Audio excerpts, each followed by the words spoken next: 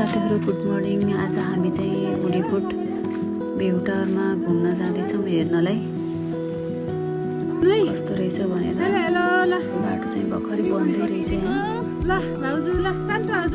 दृश्य चाहिँ यति राम्रो यति मनमोहक दृश्य, कुहिरोले सब स्वर्ग जस्तै के हेर्दाखेरि पुरै तल फाटमा पुरै कुहिरोले ढाकेको बजार जति माथिको डाँडा हरियाली एकदम देख्दाखेरि यति सुन्दर यति राम्रो यति रमणीय देखिएको थियो। त्यहाँबाट दृश्य हेर्दै एकदम मनमोहक, यति खुसी यति फुरुङ फुरुङ मनै फुरुङ फुरुङ हुने कि यति रमाइलो।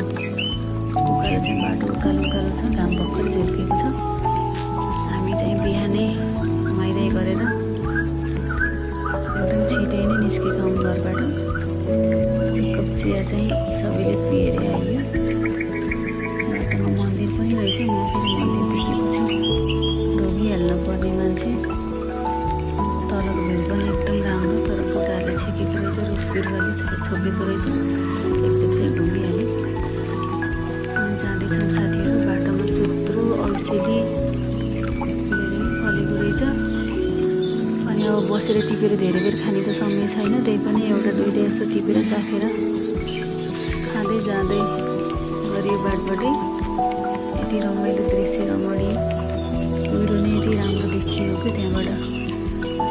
बाटो चाहिँ हिजो पानी परेको भएर अलिअलि चिप्ले चिप्ले थियो। हिजो चाहिँ बेसै ठुलो पानी परेको थियो, पातहरू पनि भिजेर होला। अहिले चिप्ले चिप्ले थियो, पातमाथि अहिले विचार पुऱ्याएर हिँड्नुपर्ने। तेर्सो उकालो गर्दै गर्दै हिँड्दैछौँ साथीहरू। उकालो चाहिँ लास्टै उकालो रहेछ। खुट्टा चाहिँ दुख्नु, तर रमाइलो भएको भएर रमणीय दृश्य हेर्दै जाँदाखेरि हामीलाई थकाइ पनि खासै लागेन। यति जति माथि पुग्यो यति रमाइलो कि माथिबाट हेर्दा त स्वर्गकै टुक्रा जस्तो लागेको कि। हेर्दाखेरि माथि हिमाल, बिचमा पहाड, त्यसपछि कुहिरोले ढाकेको उकालो चढ्दै साथीहरू जाँदैछौँ हामी। जति माथि गयो त्यति तल मात्रै फर्केर हेर्न मन लाग्ने।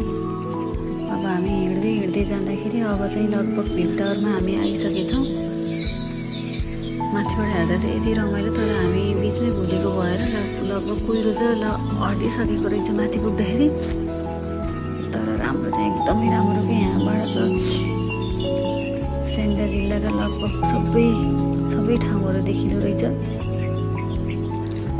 यति रमाइलो बसेर एकछिन चाहिँ हेरेर बसेमा एकदम रमाइलो रहेछ। उतापट्टि चाहिँ कुहिरो अझै रहेछ, यतापट्टि अलिअलि लगभग सकिसकेको।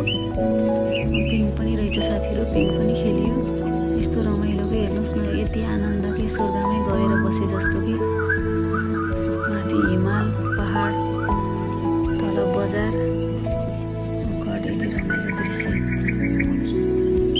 त्यहाँ हट पनि रहेछ, हटमा गएर बसेँ एकछिन। त्यसपछि तलको दृश्य हेर्न गएको भवनमा त फनफन घुमिहालेँ। यति रमाइलो कि माथिबाट सब देखिएको थियो। अब त्यसपछि हामी चाहिँ भोकले एकदम भोक लागेको थियो। त्यसपछि खाजा खाना भनेर हामी हिँड्यौँ माथि होमस्टेतर्फ। त्यहाँ चाहिँ पिङहरू पनि रहेछ, पिङ खेले सबैजना एक एकपटक पालो। अनि त्यसपछि माथि लाग्यो हामी खाजा खाना नै। यहाँ पनि यस्तो रहेछ, दुईजना बुवा आमाले मुलाको चाना काटेर सुकाउनु भएको रहेछ। स्वर्गमै बसेको जस्तो उहाँहरू त स्वर्गमै बस्नु भएको रहेछ नि त। अब खाजा बनाउन्जेलसम्म चाहिँ म चाहिँ एकदम भ्यूहरू क्यामेरामा कैद गर्दै थिएँ। यति रमाइलो के भन्नुहुन्छ साथीहरू। हजुरहरू आउनुभयो भने देखेर थाहा पाउनुहुनेछ। अरूले भनेर त के विश्वास गर्ने, यहाँ त सबै त देखाउन सकिएन। त्यही पनि यति रमाइलो खाजा चाहिँ बनिसकेको छ हाम्रो साथीहरू। ल हामी खाना सुरु गऱ्यौँ है त। Okay, by by.